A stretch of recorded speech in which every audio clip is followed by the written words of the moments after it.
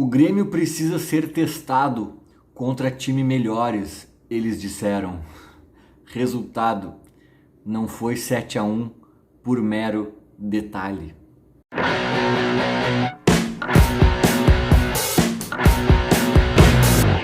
Fim de jogo na Arena do Grêmio, Grêmio 2, Internacional 1, vitória no Grenal, primeiro Grenal da gestão Guerra, primeiro Grenal do ano, primeiro Grenal de Luizito Soares e de outros tantos reforços, né, do clube. Enfim, um Grenal que tinha um peso muito mais subjetivo do que prático, né, de tabela, e o Grêmio sai vitorioso, merecida a vitória, poderia ter sido até maior, vamos falar disso tudo. Primeiramente, dando uma explicação, né, tô um pouco rouco porque eu estava na arena dando alguns gritos, e também aqui o vídeo tá um pouco improvisado porque eu tô na casa do meu pai, passei aqui e tô sem microfone, a iluminação não tá das melhores, mas é o que tem para hoje.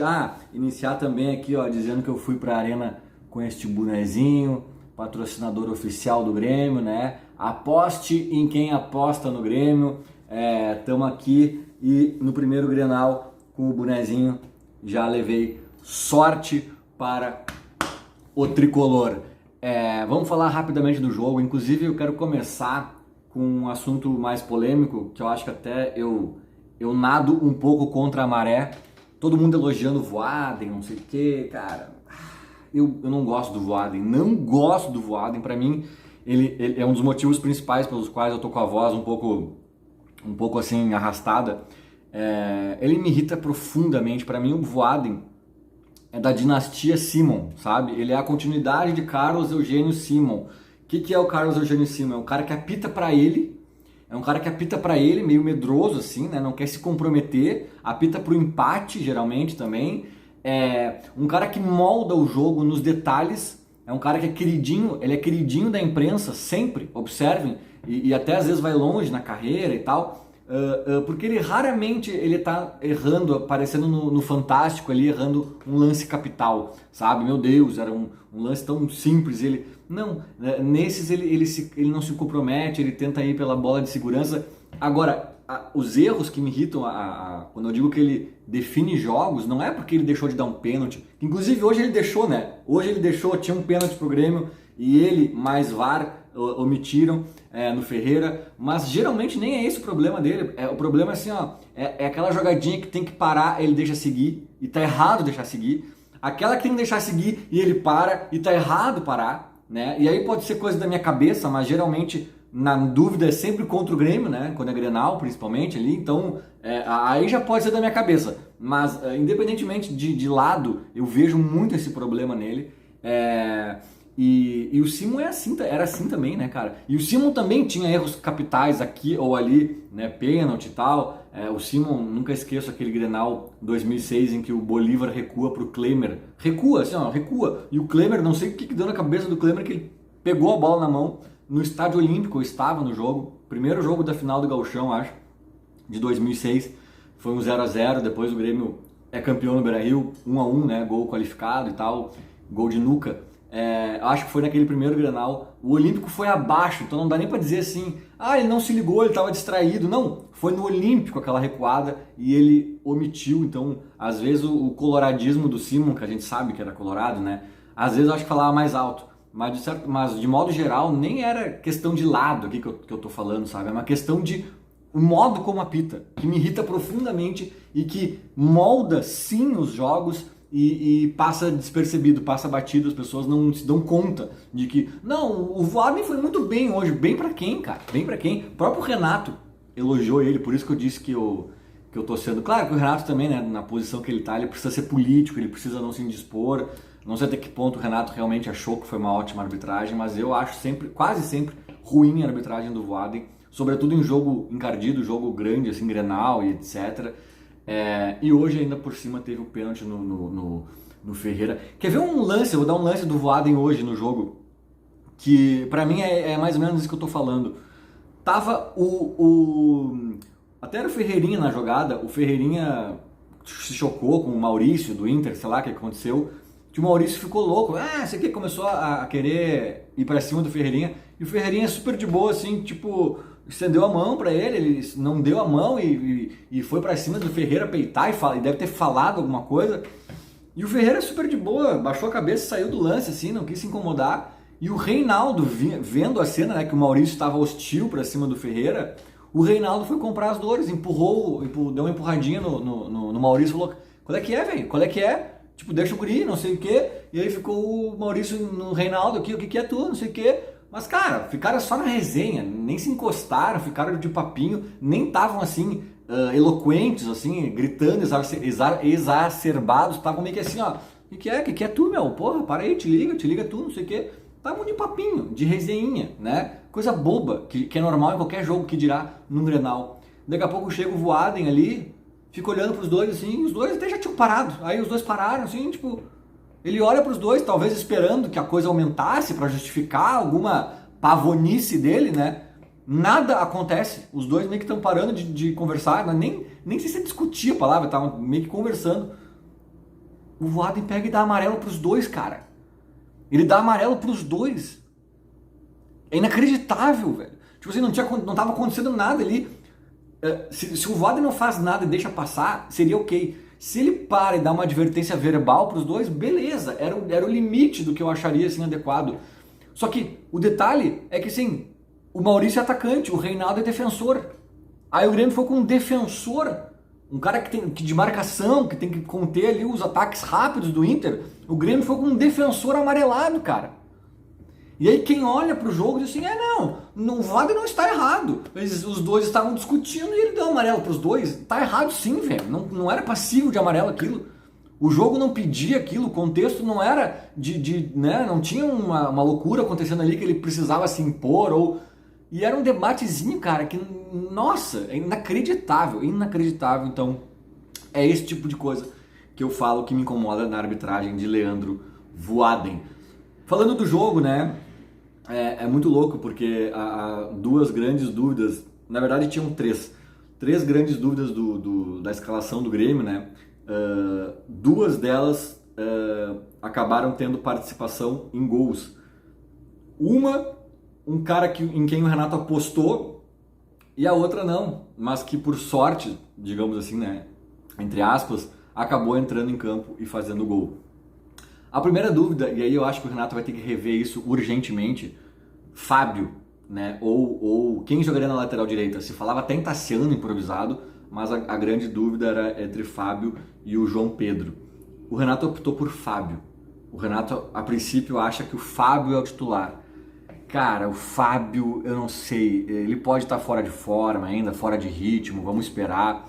Mas assim, eu acho ele pequenininho, sabe? Começa por aí, eu sei que tamanho não é documento, mas às vezes é. Na imposição, na correria, na pernada, eu não sei, cara. Ou pode ser que ele só tá ainda tentando se achar no ritmo, alguma coisa. Mas assim, ele deixa muito a desejar defensivamente, na minha opinião. E nem é em prol de uma entrega ofensiva tão exuberante, assim. Não tô vendo meio que nada, assim, sabe? O Wanderson do Inter passeou pelo Fábio o tempo inteiro. O João Pedro entra e, na minha opinião, melhora muito, assim, sabe? É um cara maior, já começa por aí. Embora também não, esteja até há mais tempo do que o Fábio sem jogar, parece que ele já tá melhor, assim, ele tá com uma imposição física um pouco mais avançada, não sei. Eu prefiro o João Pedro e acho que o Renato vai ter que rever isso. E acabou revendo, de certa forma, né, durante o jogo ali, acho que no próprio intervalo, se eu não me engano, o Renato já faz essa troca. Talvez seja um indício de que a coisa vai tocar por aí. E as outras duas indefinições maiores era se jogaria o Vina ou Ferreira e se jogaria Carbacho ou Vijaçante, né? Aí uma opção do Renato fez gol e o outro que o Renato preferiu deixar no banco também fez gol, né? Ele preferiu o Vina ao Ferreira, né? E acho que até fez bem, eu acho que essa formatação tá um pouco mais equilibrada no primeiro momento, assim. E o Vina fez um gol, um golaço, inclusive com um passe épico do Cristaldo, né? Que foi um dos melhores em campo, jogou demais o gringo.